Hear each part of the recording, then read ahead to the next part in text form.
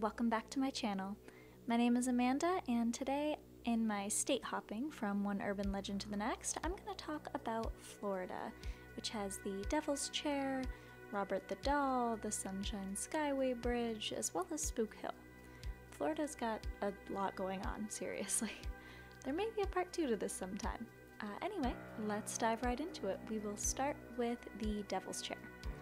So, the Devil's Chair is pretty self-explanatory. It's a chair in a graveyard that the devil himself supposedly sits in. According to the stories, if you sit in this big brick chair at midnight, the devil will communicate to you. The Prince of Darkness also enjoys a cold beer once in a while, for I'm told that if you place an unopened can of beer on the chair, it will be empty the next morning. He's probably a pretty thirsty fellow after working in all that fire and brimstone, according to one source. Honestly, this just looks like a barbecue pit beside a cemetery. There's nothing very eerie or spooky about it. However, it's the activity around the Devil's Chair that also has people believing in these legends.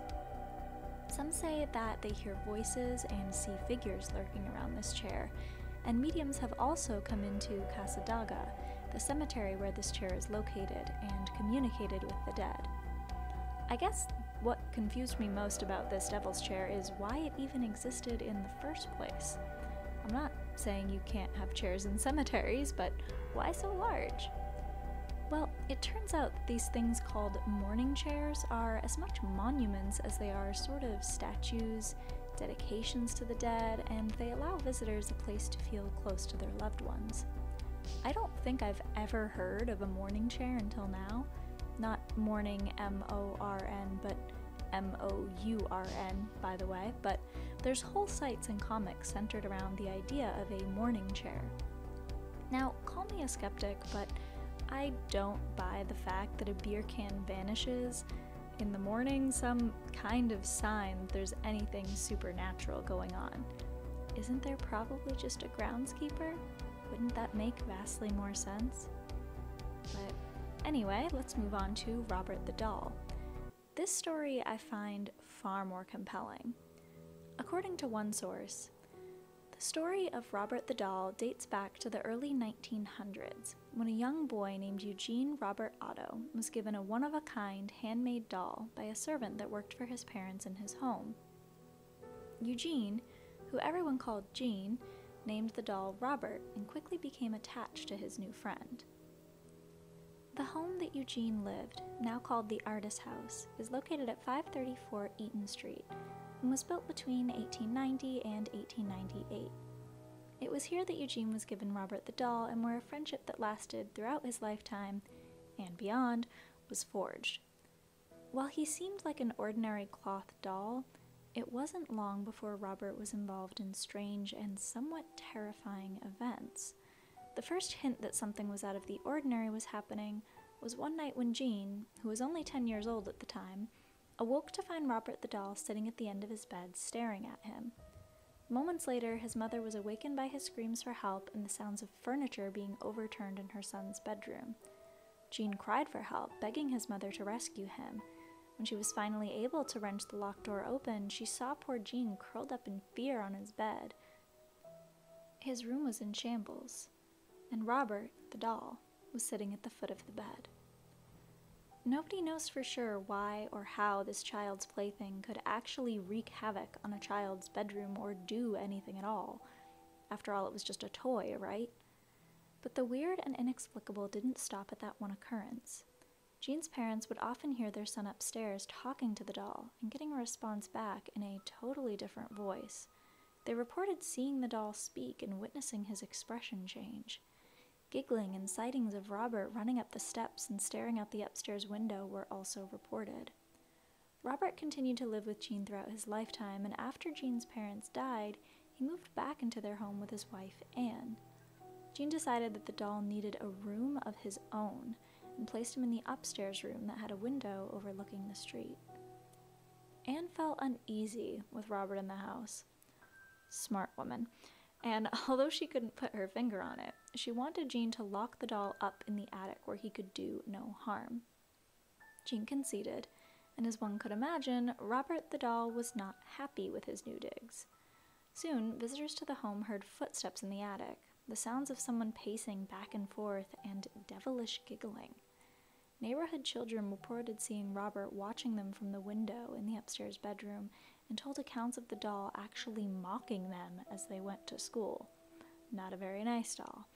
When Gene heard this, he immediately went to investigate, knowing that he had locked Robert in the attic and there was no way he could be sitting by the window of the upstairs bedroom.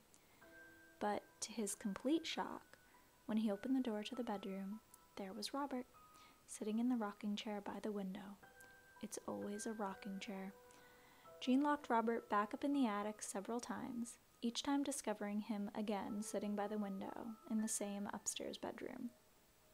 Gene Otto died in 1974, and when a new owner moved into the house on Eaton Street, their 10-year-old daughter was delighted to find Robert the doll in the attic. But her delight ended soon when she claimed that Robert was alive and the doll wanted to hurt her. She awoke often in the middle of the night, screaming in fear, and told her parents that Robert moved about in the room. Eventually, Robert was locked away in a glass case in the East Martello Museum. I think the reason that I find this one just a little bit more compelling than the other haunting stories is if multiple visitors truly claim to have heard giggling in the attic. Giggling, I'd assume, is really distinctive from house settling noises. A whisper or some kind of crash, thud, anything like that can usually be explained relatively easily. But giggling, not so much. There's movies based around Robert now. Horror movies, obviously. I don't think I'll be seeing them anytime soon because I really don't need those nightmares. For now, let's talk about the Sunshine Skyway Bridge. The Sunshine Skyway Bridge was a modern marvel when it opened up in 1954. The bridge spans the mouth of Tampa Bay, connected St. Petersburg on the north with Bradenton on the south, but due to its height, it has also been an infamous spot for suicide jumpers over the years. More than 200 deaths over the decade, according to some reports. Drivers on the bridge have reported seeing a beautiful blonde hitchhiker on the bridge. When they pick her up, she begins to cry as the car approaches the top of the span. When the driver turns around to ask what's wrong, the woman has vanished. In 1980, the bridge was struck by a freighter, collapsing the central span and killing 36 people. This, tragically, wasn't the only accident to lead to many deaths by this bridge in 1980. According to one source, the Blackthorn was a 180-foot buoy tender that was docked in Tampa Bay in early 1980. It was going through a major overhaul before returning to service. On January 28th, the ship was ready to set sail. But when attempting to leave the port that night, it collided with the tanker the Capricorn. The ships had been unable to make contact via radio signal, and an inexperienced officer on the Blackthorn didn't understand the Capricorn signals that they needed to pass starboard to starboard to whistle blows. So they collided, and the anchor was stuck in the side of the Blackthorn's hull. 23 Coast Guard officers died that night. It was only 5 months later, in May, when over 30 lives were lost in that other horrific incident. With this many deaths in such a short amount of time, well over 50 lives, it's no wonder people claim this bridge is haunted. Frankly, I'm surprised they say it's haunted by a hitchhiker, since it was the Coast Guard, or Coast Guard members, that died, and men on the ship, as opposed to citizens going out their business.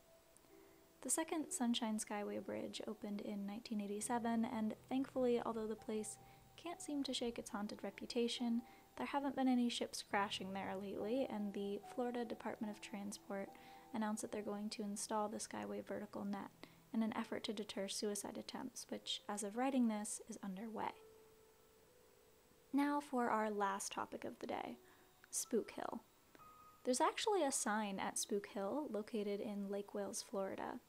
It reads, "Many years ago, an Indian village on Lake Wales," we would say Native American now, but an Indian village on Lake Wales, was plagued by raids of a huge gator. The chief, a great warrior, killed the gator in a battle that created a small lake. The chief was buried on the north side. Pioneer mail riders first discovered their horses laboring downhill, thus naming it Spook Hill. When the road was paved, cars coasted uphill. Is this gator seeking revenge, or the chief still trying to protect his land? This one is sort of true. The cars roll backwards, but uphill, supposedly. However, even though there could be a slight incline behind the car, it's pretty obvious that there's a scoop in the road because there's a much larger hill up ahead. I'm not a physicist or whoever can explain how a car rolls backwards but uphill, but it's a pretty interesting and harmless experience as long as you don't have anyone on the road behind you. One source says that Spook Hill, located in Lake Wales, Florida, is classified as a type of optical illusion commonly referred to as a gravity hill. A gravity hill optical illusion presents visitors with the feeling of driving uphill when they truly are going downhill. According to a psychological science, researchers Paola Bresson, Luigi Garcelli, and Monica Barranco, probably said all those wrong, gravity hills, also commonly known as spook hills, are natural places where cars put into neutral are seen to move uphill on a slightly sloping road, apparently defying the law of gravity. Typically, the spooky stretch of road is rather short, 50 to 90 meters, only a few meters wide, and surrounded by a natural hill landscape without nearby buildings. This description fits the Spook Hill site. Visitors are asked to stop and put their cars in neutral at a spot that is a large sloping hill which blocks the visitor's view of the horizon. This site is not completely undeveloped, with Spook Hill Elementary School visible to the southwest and a housing development to the east, but the overall sense of place is defined by an uninterrupted view of trees and sky, especially if the visitor chooses to stay looking forward. Starting around 1950, Spook Hill became a significant local tourist attraction. The site was well suited to the post-Second World War automotive age. Since nearly every visitor to Spook Hill would have been in an automobile, roadside attractions would have been especially appropriate service to advertise, especially ones within driving distance. Expressed through signage, advertising brochures, and even a locally produced play, yes, an actual play about this, the Legends of Spook Hill are an excellent example of the craft of legend building applied by a local tourist attraction. With an expansive lore consisting of a series of narratives which increasingly connected the site to the pivotal aspects of Florida history, the stories of Spook Hill show the ways that successful branding imbued a site with increased meaning and appeal. One legend explains that a Florida pirate, Captain Sarsaparilla, is buried at the hill and pushes cars away. Another legend claims that the spirit of a giant alligator inhabits the area. The veracity of these claims have yet to be verified. The site's history also demonstrates the connections between Lake Wales mid-century tourist attractions and other local businesses, a synergistic relationship characterized by sponsorships, advertising, and printed materials. Overall, I'm not too sure that I believe in any of these, but I think it's interesting how especially Spook Hill and the Devil's Chair are just little parts of the folklore in the area and can be born from something so relatively simple. I'd be curious to hear what you guys think in those comments down below, if you believe in any of these, or what state you'd like to see next. Also, please like and subscribe if you did like this video, give it a share, and thank you so much. I will see you all in the next one. Bye!